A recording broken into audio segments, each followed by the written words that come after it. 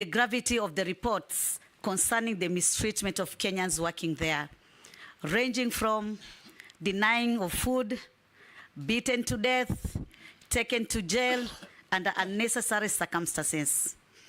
Honorable Chairman, just recently, and I want to say thank you to you because you're among those people who assisted me together with the Cabinet Secretary, Prime Minister Musalia Mudavadi, to bring the body of one of my electorates, a lady who was working in Saudi Arabia, traveled with his employer to Egypt, and after 2 days, he died under unclear circumstances.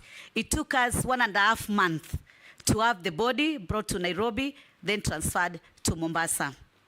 Honorable Chairman, I know there have been some reforms regarding the same issues, but I'm feeling that somehow there's no law enforcement, and I believe they are what we call international labor standards or labor laws, and we also have those who are domestic.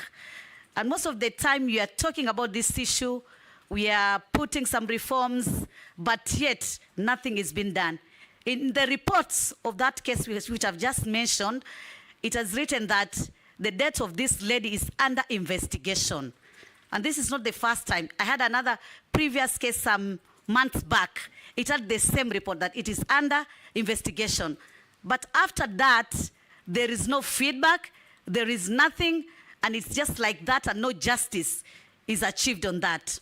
So my question is, do we have some protocol where it should be followed in case of such unfortunate happenings that the family maybe need to follow so that to ensure that they get the body at good time? For us as Muslim, you can imagine she was a Muslim and she had to stay in mortuary for almost 1.5 months for her to come back to Kenya. So I'm like, this is an area where we have to put some policies or rather some measures. And I know we have some impediment because some of the countries, maybe they are not subscribing to the United Nations and especially on universal human rights law. And that is why it became very difficult. We have been putting so many resolutions at the international level regarding this issue of human rights violation. But still these cases keep on happening each and every time. And yet we don't know. This family, they're just there, they get the body, nothing is being told to them, and sometimes even they don't get the belongings of that person. They just receive the body, and that is all. Some of them, they're denying their passport. The passports are confiscated. Some of them, they're rendered jobless. They had to go and sleep in the mosque and in the street in Saudi Arabia. So I think this is a matter which we really need to deal with. My second question... He can only do so if he's confirmed. Yeah, if you are confirmed, that is. And my second question is applies to address the challenges faced by online job seekers in Kenya, utilizing the Ajira platform which the government of Kenya Kwanza has initiated.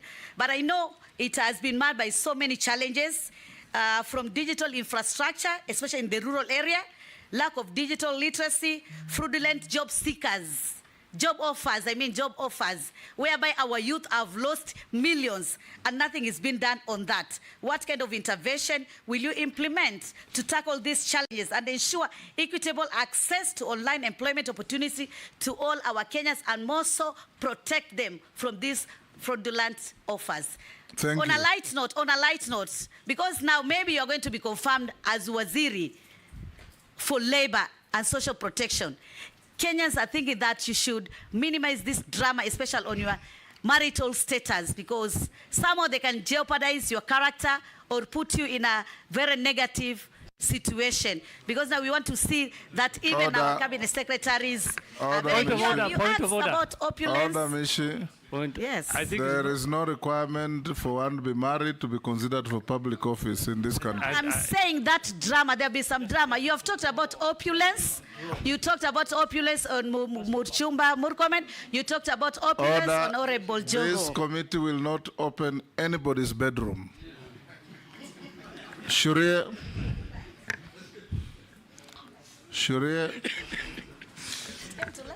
stop laughing and ask your question. I think, Chairman, it's best you protect people's bedrooms, as you said. We don't want those matters coming out here in the public. I think... The nominee, you will not comment on that. Thank you, Honorable Speaker. I think Caleb came up with a very long list, and I just want to maybe in future he might get another opportunity. Mheshimiwa, if approved, what key results or deliverables can Kenyans expect from you in the short, medium, and long term? I thank you, Honorable Speaker. Mishi has said.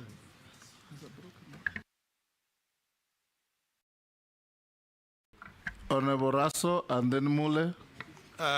Thank you very much, Honorable Speaker. Honorable Alfred, you are the governor of Mutua'S, and also you are government spokesman. During those two stints, we were able to follow you. You were able to publicize what you are doing, the government agenda, when you are the spokesman. But once you were vetted by this committee and you appointed a cabinet secretary, you just slowly faded away. Is it that maybe it is comfort zone to be a cabinet secretary? Or the dockets that you occupy were not really engaging? Because Article 152 clearly says what is cabinet. The president, the deputy president, the attorney general, and 14 to 21 cabinet secretaries. Those are the people who run government. And because of your background, we expected you to really support the government you are serving, particularly in advising them on the area of communication, because your PhD is on communication. So maybe you will comment on that. Honorable Speaker, I need to ask something on labor. Not preamble, because I am just asking two questions because of time. Go ahead, go ahead. Thank you, Honorable Speaker. Honorable Alfred, my second question, we had two generals in the army, the late General Mlinge, General Mahmoud. During the army recruitment,